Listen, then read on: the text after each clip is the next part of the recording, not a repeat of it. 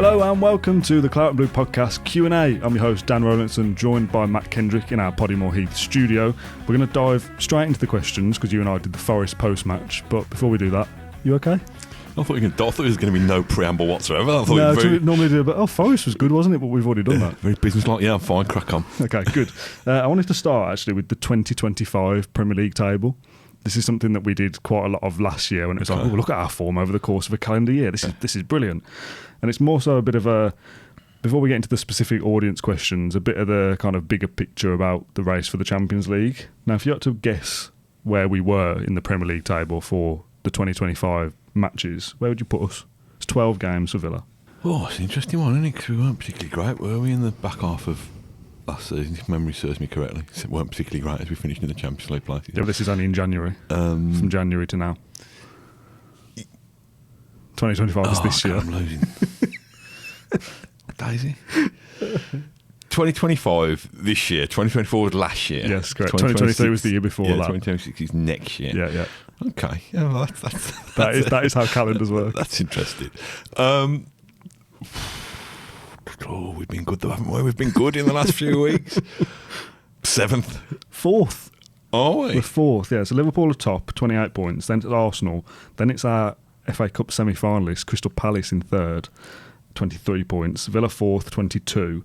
And then the reason I've kind of included this to start is how we compare to our Champions League rivals. So we're better than, you can guess the rest, Man City, Forest, Chelsea and Newcastle. City and Forest are only just behind us, 21, 20 points. Newcastle 18 points and Chelsea 18 points. But Newcastle have played 2 games less than the rest of us because of their Carabao Cup. So it's just a bit of a, we've got 7 games to go. We're the form side at the moment. If we can keep doing our own job and hope the others slip up here and there because it's so tight, it is on, isn't it? It's funny, isn't it? Because we were speaking about a couple of months ago in hypotheticals. If we can do this, we can put a run of form together, we can do this. We actually have. That felt like a pipe dream at the time. We keep getting pulled up in the comments like, you ruled us out as if we'd win. You said we won't win this many games in a row. I didn't think we would. There was nothing to suggest at the time we'd win 7 in a row. I know it's all competitions, but I didn't see us putting that form together. Oh, Dan, you have little faith. Why didn't you predict 7 wins on the spin? So negative. I normally do. Predict us to win on the preview, so I'm usually right. Yeah, we are. We're in form. We've got momentum. Touch wood. We're injury-free pretty much at the moment. It's ours to go and seize, really. Yeah. And that suits us, doesn't it, I think, chasing something rather than holding on to it, which puts us into our first question from Darren, who said, which is worse for the nerves? You're being 4th, but you're clinging on, decimated by injuries and dipping in form. So last year, aka 2024. Or being 7th, a fully fit squad, hitting form and trying to get to 5th, 2025. I don't know whether either give me nerves. I don't know if I'm just taking the question too literally. Because I wasn't nervous last year because I knew we were good. Yeah, I mean, last year it was a case of just clinging on there, wasn't it? You know. Yeah, but I still thought we'd get the job done. I was nervous when Spurs played Man City. I think it's different types of nerves because I wouldn't say that last year it was out of our hands because it was still in our hands to go and win it, but we're creaking that much. You were desperate to just get over the finishing line.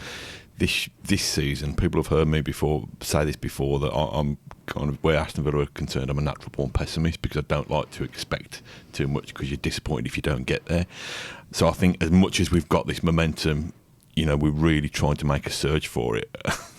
Pessimist in me thinks, we can't have it this good, can we? We're not gonna continue this winning streak for the rest of the season. So I don't know. I'm really, really delighted that in a season that I think has been a Premier League season that I think has been very stop-start from a Villa point of view. And there hasn't been occasions where we've hit top form week after week after week in a row until recently. So the fact that we're even in with a shout and that it potentially, you know, with the teams that we play, we've still got to play Newcastle. Man City. Tell me the other one, Man City, obviously still got to play Man City. The fact that we're in control of our own destiny is a really good place to be. So looking at our remaining fixtures, then it's obviously Southampton the weekend after PSG, which we'll talk about a little bit today, but in a preview that comes out on Tuesday. Newcastle at home, 5:30 kickoff, has got the hallmarks of being pretty tasty. Followed by a Tuesday night game away at Man City. That's before the Palace Cup semi-final, which is at the weekend. Then a 12:30 at home to Fulham. A 5:30 away at Bournemouth, and at the moment a 3 o'clock against Spurs, and then 4 o'clock final day away at Man United. So that's 7 Premier League games. Obviously, depending on what the rest of them do, I still feel like we probably need to win 5. Obviously, if all the others blow up, we don't need to win that many. Yeah. But if you beat Southampton, which feels like surely you have to, and you can take points away from Newcastle and Man City, win all your home games by beating Spurs and Fulham, if you can get anything away at Bournemouth and Man United, that might just be enough, do you think? I think you're probably right. You are going to have to win more than half of those games. Yeah. And I think that in itself, it's easy to look down the fixture list and look down the Premier League table where you can win that one and that one's going to be difficult. You've got to turn up and represent yourself properly every single week. And we've got Champions League amidst that. Let's hope that journey rolls on. And we've got the FA Cup. Let's hope that journey rolls on. So I can't recall an end to a season as exciting as this, or potentially as exciting, potentially as rewarding, deflating, whatever you say. Can't recall one in the time that I've watched Villa. Just a small side note to start then. AVFC 82 was asking about yellow card suspensions, that Martinez was booked in consecutive games. So does that mean there's a suspension for him? No. There's a 5 yellow card kind of limit earlier in the season, and then at a certain point it gets to 10. And then after game week 32, which is Southampton, if you get over 10, it doesn't matter. You're not going to get suspended at the back end of the season. The only player that was close, I think, for us was Rodgers, who was on 8 a couple of weeks ago. So he's kind of got through these last couple of games without getting his 10th. So even if he does get a yellow in the game against Southampton, he can't now get to 10 because the amnesty would be this weekend. So he was on the kind of, to quote tabloid language, he was on a yellow card tightrope for quite a bit. Obviously, red cards still apply. If you get a red card after game week 32, you'd still get some kind of suspension. I saw people asking as well about the Crystal Palace players that got red cards. I've not actually seen, they were only second yellows, they weren't they, I think. So they don't miss the semi-final, and even if it was a straight red, there's 3 games between now and the semi anyway. Right. So unfortunately they'll both have Gay and Nketiah back by then anyway. They do play Man City and Newcastle though, Palace, so them players are missing for at least one of those games, which is a little bit annoying. We need, up until the semi-final, we need Palace to get some results, but not build enough form that they beat us in the semi. Come on, Palace, be brilliant against our rivals and really crap against us. Come on, keep your end of the bargain. Just on the rest of the fixtures, Adrian also says, beware the wounded animal, Southampton. Probably relegated, and this was before yesterday. Now relegated before we play them. They only have Pride to play for, so I wouldn't take it as a given. Do you get on board with that? Because they're aren't they? They have been really, really terrible. We made really hard work of beating them at Villa Park. I mean, I think I saw the manager quoted, or one of the players quoted a couple of weeks ago, saying, our aim is to not be the worst ever team. That's the manager, I think. Not be the worst ever team in Premier League history. I think, what a bold ambition. What a bold ambition. Well, they're on 10 points, aren't they? Was Derby 11? Derby was 11. Yeah. Yeah. So you probably would expect them to get 1 more point or 2 more points. Yeah, Sod's Law bloody come against us, won't it? Yeah, so they've got 7 games left to get 1 point. Yeah. To equal the record. I mean, I'd say, I remember... Southampton play. When Villa got dumped through the trapdoor in 2016, everybody said, I think Lescott come out and said it's a weight off our shoulders now. And I think that was blown up a little bit, probably by me. But it's not as if, I was going to say, will Southampton be more relaxed? But I think they've been pretty relaxed, relaxed for the last couple of months anyway, because I think they've known they were doomed. I've not done the research, but I'd like to look into how many games already relegated teams perform better in than they did in the rest of the season. It probably does happen occasionally, because this question has been asked for a reason, that it feels like, and pundits will say, they've only got Pride to play for, and it is a weight off their shoulders, and now it's all confirmed. But it's been looking this way since Christmas at the very latest almost. People have been tipping Southampton for relegation for ages. So does it now all of a sudden mean that they're going to play well and beat Villa? I mean, probably feels from our point of view that, it's typical. Who do they play after relegation? It's us. They're bound to win. But I think the stats will show you how bad they are. Is that they'll probably just keep losing. Yeah, I think they've won 2 games, haven't they? And drawn 6 games. No, that's can't be right, no. Drawn 4 games, they must have, haven't they? 6. They've lost 24, I think, or something like that. And their goal difference is like minus 70 something. Yeah, I don't think it's quite that bad, but I think it's. They're in Derby territory, so they're going to have to need to, if they want to achieve their ultimate aim of not being, of only being the second worst side in Premier League history, then they're going to have to get the finger out. But again, with Villa team that's competing on 3 fronts at the moment, and you've got to back yourself and go there and win that game. And if the manager is brave enough, I suppose, to make 8 changes against the team that's 3rd in the league, then you'd think whatever team he selects, and it will be a second string derived from an archer's bow and arrow that you keep as a spare. You know that? I do my homework, don't I? It will be a second string team against Southampton, but you would still think that Villa would be competitive enough and strong enough to win. Yeah, just to fact check Southampton, they've conceded 74, goal difference minus 51. I mean, as if that's much better. 1-2, drawn 4, lost 25. We got 0 goal difference now, haven't we? Yeah, well, we were into the positive goal difference for just a little bit. 0 goal difference, 46 scored, 46 conceded, which is still pretty crap. But I've said before, it's rare that goal difference decides a European place. It's so tight points wise. You need 1 more point somewhere for goal difference not to be an issue. So don't tempt fate. We're not going to make up. I mean, Man City and Chelsea are both on 17. We're not going to swing the goal difference now. There's not enough time for it. No, we have to hammer Southampton about 23-0 or something. Yeah, that actually would help. A big win there. That's a good point, to be honest. Okay, let's move on to different questions. James asks, would signing our 3 loanees on permanent deals and getting Kamara on a new deal as our only summer business be enough? Yes. Do you think? Absolutely, yes. This is the one stipulation. Go on. Still don't think our reserve goalkeeper is strong enough, but I think that would be cracking business. I don't think it'll happen, to be honest. No, I don't think it'll happen either. I don't think we'll do all of that. I think 2 of the 3 will. Which 2? I think Disassi and Asensio. Do you think? Yeah. I think Rashford will end up at Barcelona or something. Well, I don't know. He won't be back at Man United, I know that much. I'd love it to be all 3 if we can work out the wages and not get in trouble for PSR and stuff, but I still think we need a little bit more. I still think we'll do more as well. You're so greedy, aren't you? I think. I think we'll lose players as well. Well, I think that's the thing. If you're saying the squad stays exactly the same, would I be happy with that? I actually would, but I do think we'll lose players, and I think if Matty Cash goes or Leon Bailey goes or whatever, you probably are going to want to bring in some reinforcements in those positions. But I think that'd be great business. I mean, getting Kamara signed up in itself that's massive, isn't it? Would be magnificent business. But did you see the quotes about was it John Percy? I think saying it was going to be they were going to offer him a contract that was a historic contract for the club. Is how John Percy described what we're offering Kamara. You know, that reminds me of a historic. I can imagine like William McGregor giving him in a scroll. I don't know what 47p. I don't know what that would be defined as. Is that massive wages or length or both? Could it be like a 7-year deal or something? Well, like 10 years on £1 million a week or something. Yeah, I mean that would be ridiculous. But is he worth it? Probably. Well, let's just wait until we see ticket prices.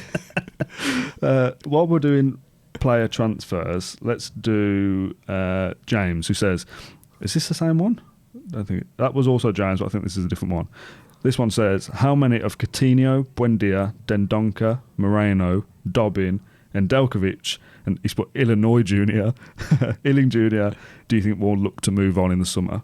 I think the easy answer there is how many we will want to move on is all 7. How many will actually move on? 5 maybe? 4 or 5. I forgot about Dobbin. I thought you could say Dobby then. I don't know whether I was going Harry Potter or he gets Mark's a big football sock and he's allowed to leave. I think Villa will probably look to move all of them on. I don't think it's always that It's not as easy as that, is it? But there's suitors for most of them. I think Coutinho, what? Just suitors. Oh, what's wrong with that? That's fine, isn't it? Makes me laugh. Just like some kind of cad who's trying to take your daughter's hand in marriage. Coutinho will probably go out on loan again because we can't shift him. Yeah. Buendia, I don't know how he's getting on at Bayer Leverkusen, but clearly was European interest in him, so you'd think there still would be. Dendoncker, I'm not sure what his situation is. I don't know whether his contract runs out or not. Moreno, I think, will go as well. Dobbin is purely a PSR move. He'll probably get a championship move. Nedeljkovic's obviously gone to Leipzig, and Ilin Jr.'s had a couple of loans as well. So Villa will want to move them on, whether they're permanent deals or not. I don't see any of them being in Villa's first team squad next year. Put it that way. I mean, if we're giving Kamara 100 million a week or whatever we've decided, then I don't think those 7 players will be that much of a drain on Villa. But having said that, you know, at a time where, you know, those fine lines between being PSR compliant and not seem to get tighter and tighter, we don't really want to carry much flab around the squad either, do we? Tell me about it. What angle have you got me on? Yeah, what was the question? How many will go? How many do we think should go? That's same, isn't it? Some. Yeah. Well, let's do PSR while we're on it, get it out of the way, from Dan, who said, if the rumours that we're still struggling with PSR are true, who is the crown jewel we sell in the summer? I don't know. I hate these kind of questions. I mean, the first part, if we're still struggling, I think everyone struggles with PSR. We saw Villa's accounts and the losses that we've made last year. They'll be boosted by Champions League stuff this year. Paris Saint Reserves, is it? Or? Maybe we'll be paying for the Paris Saint Reserves on Wednesday. I don't know. It can't. I'll tell you who it can't be. Kamara, Martinez, Konsa. I think we can probably take a little bit of comfort from the Luiz thing. I think Tielemans is better than Luiz was. I don't know whether is that me reinventing history. But maybe a little bit. I think he's different. But I don't think we've missed him. If you're looking at why Villa aren't as good this year, I mean, we're doing all right now, but generally not as good as last year. You're not going, oh, the midfield's terrible without Luiz. Like, we're really struggling in there. We've always had to sell our best players for one reason or other. You know, in the past that was because the big boys would come and poach them from you. It's galling now that you have to do that. Forest will have to do it. Yeah, I'm with you. I think Kamara is indispensable. I think Martinez the same. I don't know. I probably wouldn't. You know, I love Ezri Konsa, but I wouldn't put him in that bracket. No. What would you accept for him? I don't know. What's the going right now? What's the going right for an English centre half? How old is he? 27, 28? At least 60 million he'd want for him. Yeah. So even think about it for me. I'm not sure somebody would come forward and offer that for him. I would like to think or hope that, obviously we don't know, and Villa only know how close they are to the line and what deals can be done in the summer. I wanted this to be the case last year, that I hope that the ones we just listed, getting the wage bill off from Coutinho, Buendia, Moreno, etc., and if any of those can be permanent sales, maybe someone like a Bailey, possibly, if there's a good offer for him. First team players, but definitely upgradable if they can bring in enough revenue that will fill the hole of having to sell Ramsey, Kamara, etc., the list that we've just gone through. I would rather we make up the funds by 5 or 6 sales than one big one. I think we might have to suffer one big one though if you are going to be serious about possibly Sensio and Rashford and Disassi, because they're not going to come cheap. No. Alan says, bit of a devil's advocate question. Would it be better for Villa's long-term financial / PSR health to be knocked out of the Champions League ASAP to focus on getting into the Champions League again for next season? The brutal answer is yes. If you said to me, you'll lose against PSG, but you'll win enough league games to be in the Champions League again, I'd snap your hand off for it. I think we'll probably lose to PSG anyway, is my reasoning. Don't you think we should just roll over and get it over with in the... No, because there's no guarantees on the offer on the table here. That he'll do both. Why do people have to look at all these doomsday scenarios? People are just asking the questions. We're not making these up. I've got 2 choices: either top 4 or 5 this season, or a semi-final of the Champions League, because we don't know we're going to get any further than that. But the semi-final drains you enough that you might not get in the top 4 or 5. I mean, you might still do anyway, but you're running the risk that you won't. Yeah, I suppose you got to. What a ridiculous thing, getting into a competition so you can forfeit it so you can get into it again. I know, it is mad, isn't like it? Kind of weird, with those. I don't know. The kind of halls of mirrors where you've just everything's. I don't know what I'm going with here. Yeah, let's move on. I don't want these either ors. I want everything. Yeah, well, I do as well. Dave asks, are Tielemans and Kamara the best free transfers Villa have ever made? Yeah. I think Mark Bosnich was a free transfer. Okay. Back in the day. Although, if memory serves me correctly, it wasn't strictly free because I think Villa got fined for breaking some rules about an agent. Really? Oh, right. And they probably paid the agent as well, so it wasn't strictly free. But he would have been up there. I can't recall any. It's quite interesting how we call these free transfers when Tielemans and Kamara would have been on massive wages and signing on fees and stuff that probably as big as transfer fee expenditure, but free transfer. Yeah, it's like the small print in it when you buy a new settee. We didn't pay Leicester City any money, but we paid Tielemans and his agents for a lot of money. Yeah. So I think they've been impeccable value, though. Oh, 100%, yeah. And what would those free transfers be worth now if we were to get a transfer fee for them? Well, yeah, and I think we were really, really shrewd as well. And Villa's football operations seem to be kind of ahead of the curve in a way. They seem to identify things quite quickly. I mean, even the Rashford situation lately, that deal must have happened quite quick in the end, but there must have been a lot of due diligence around the edges of it, and there's all these moving parts, and Duran's gone, and then you're thinking, well, actually, we found out Rashford's available. Can we check him out? What's he going to be like in terms of his motivation levels? And I think this is the same with when they've identified, Tielemans, thinking, we know that Douglas Luiz, he could be the one that we're going to have to cash in on. So I think there's a lot of, probably stating the obvious here, but I think there's a lot of forward thinking that goes on to make these things happen. Pants, are we? Just going, we'll see what happens. Yeah. I want to do these quick fire now. No thinking whatsoever. I just want you to give me the names. Alan Wright's Barber has asked, would you rather Barry or Tielemans? Barry. Larson or Mings? Mings. Melberg or Konsa? Playing as a centre-half. Or both could play right back. Konsa. Yeah. Carew or Watkins? Watkins. Young or Rogers? Rogers. Yeah. Merson or Asensio? Oh, that's a hard one, that is. Oh, I'm going to go Merson just because Asensio's still a little bit of a holiday fling rather than a proper relationship. Milner or McGinn? That's hard as well, I think. Aren't they? I didn't want any of these either ors. I want everything. We've got another either or coming up in a minute. I think probably McGinn, That's difficult, though, that is. Yeah. And an easier one to end. Guzan or Martinez? Oh, it's really difficult. I remember Guzan saving those penalties away at Sunderland. I'll go with Martinez on that one. I don't know what criteria Alan Wright's Barber sent those in for a couple of different eras, I suppose, but the fact that there's so many of the current players that we've picked over some of the maybe flashier names from the past probably shows you the level that we're at now, I suppose. Yeah, I mean, that Melberg Konsa one's really difficult. Do you think? I'd really love Melberg, but I'd go Konsa. I think we get swayed by, Melberg was this kind of warrior, and this Konsa's this kind of understated, like Rolls Royce of a defender, and like Milner and McGinn. Milner was he was one of the best midfielders. When he converted to centre mid those couple of years under O'Neill, he was brilliant. Yeah.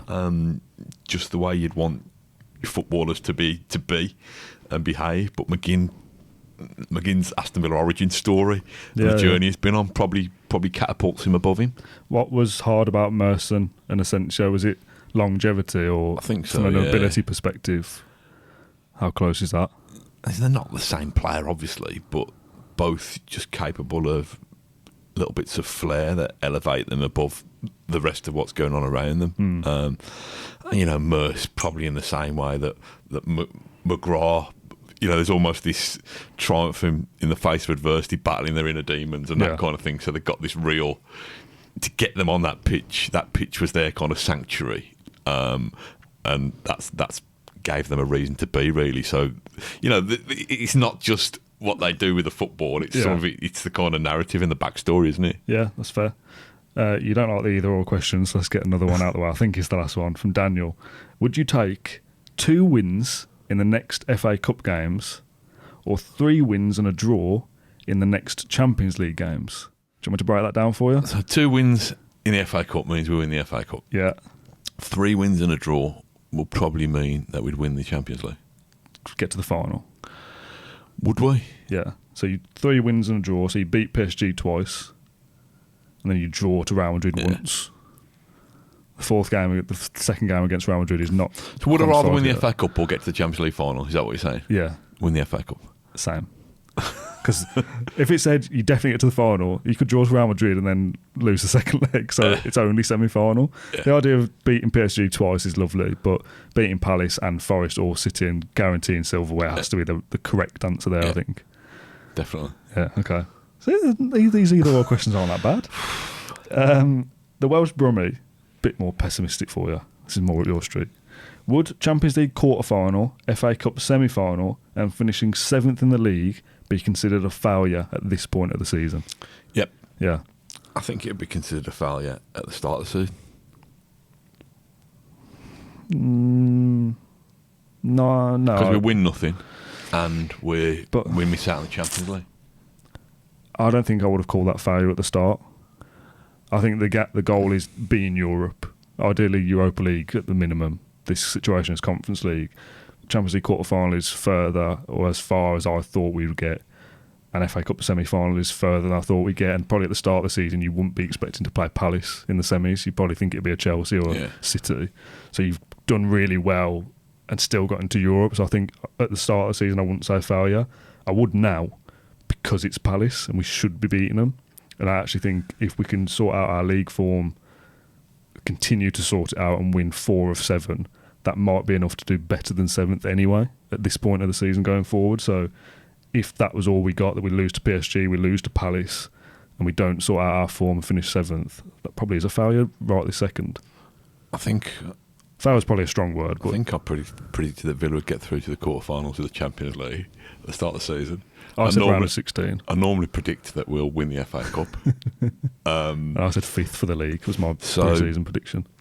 I think absolutely now, we don't want to be making up the numbers anymore. You could say, well, Champions League Cup final is not making up the numbers. Champions League Cup final is competing. But, I think a club with our aspirations doesn't get to this position and then blow it all or have it all taken away and then think that that's enough. So I absolutely do think it would be a failure. I think if we achieve one of those things, I think if we get in the top 4 or 5 and qualify for Champions League again, or we win the FA Cup, or we win the Champions League, you take one of them and that wouldn't be a failure. But I just think it'd be. Which one would you take there? Winning the Champions League. Yeah. Okay, good. Just checking. Is that trying to trip me up or what? Well, you just love the FA Cup so much. Yeah, winning the Champions League, of course. G. Foster says, how close is Unai to having a statue built?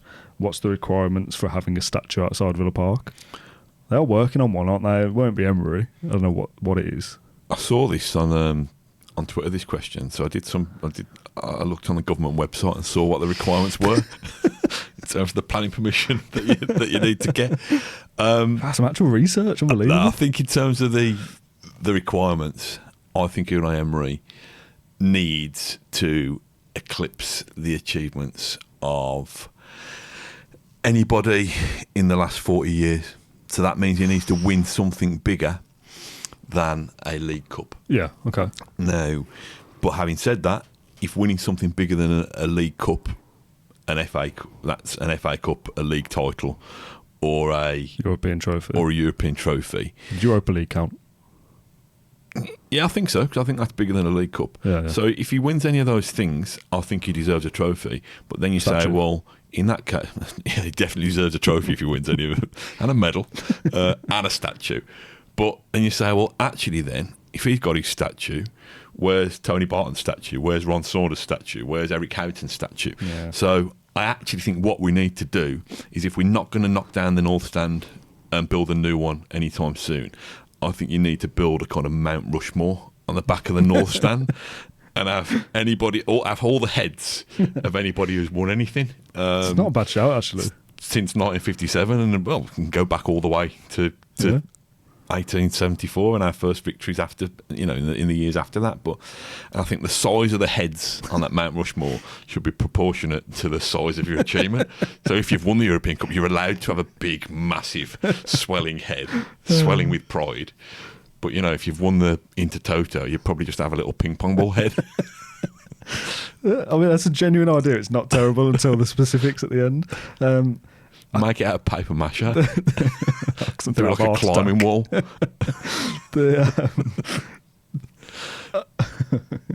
If Emery wins the FA Cup this year, I still don't think you build the statue yet. I think you have to wait for them to leave. But then, if he leaves in 5 years' time and we win nothing else, do you commission the trophy then for the FA Cup 5 years ago? Just build the statue and you ever played Buckaroo? Yeah. When you just load up the little donkey with all the... just load him up, like have him sticking his leg out so that when he then wins the European Cup, he can just dangle it on there. So build it now, get it but ready. It can just be like, the collectible sets where you add to it like a part works. It's just like greyed out at the moment. Yeah.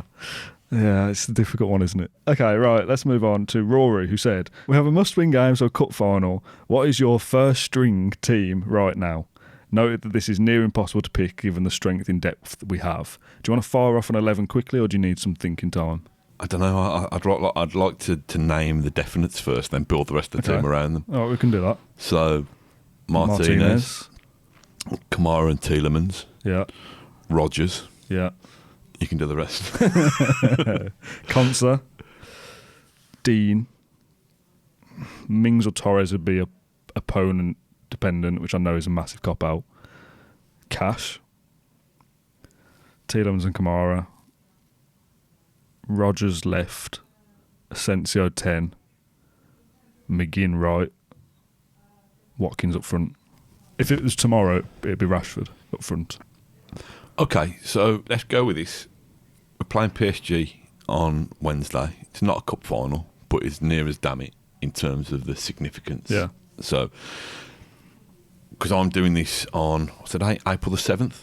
So, this could change if I was doing it in May or December or whatever, but this is the team that I would pick for Wednesday night. Okay. Therefore, bit of a mini PSG preview here. Therefore, you can clip this and stick it in your other one as well. So, Martinez in goal. I think I'd go Cash, Konsa, Torres, Dean. I'd go Tielemans and Kamara. Then I would go... God, this is a difficult one. I'd probably go McGinn right,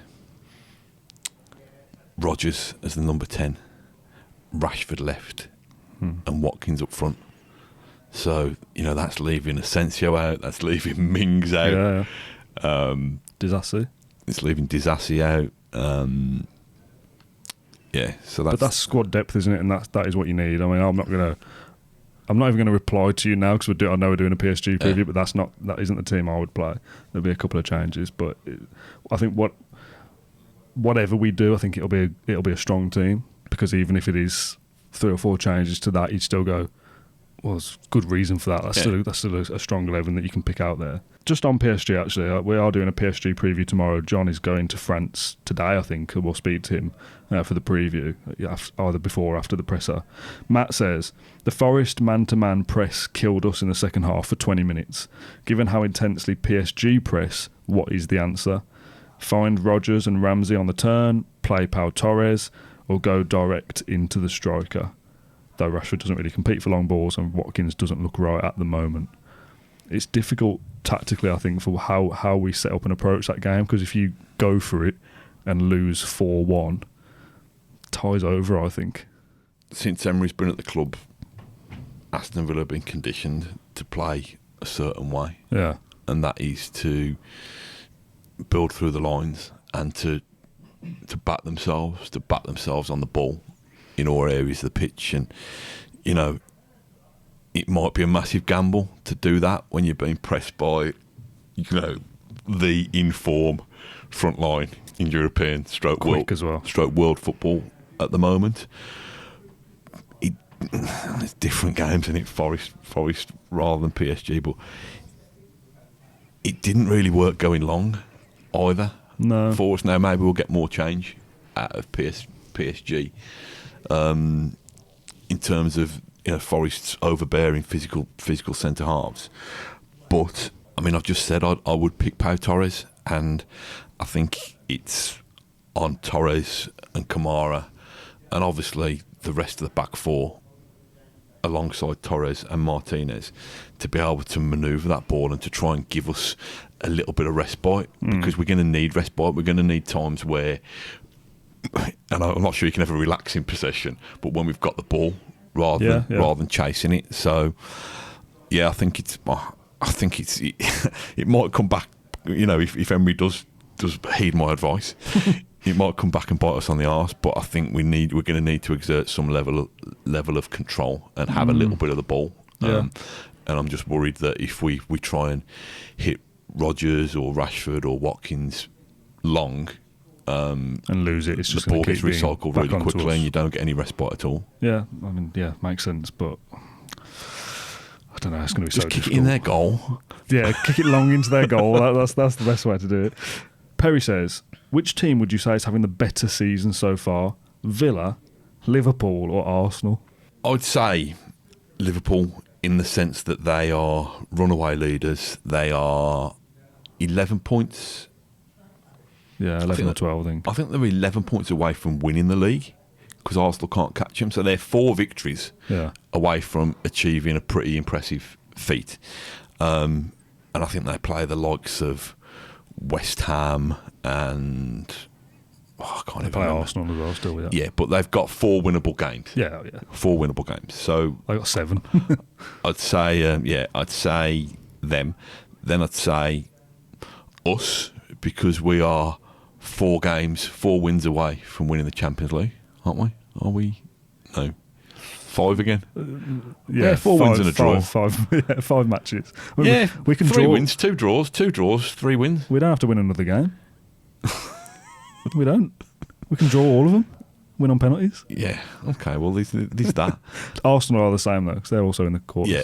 And we are 2 games away from winning the FA Cup. So Liverpool, then us, then Arsenal. Yeah. Arsenal were expected to compete for the league and haven't really. Yeah. They've not competed for it because they've been nowhere near.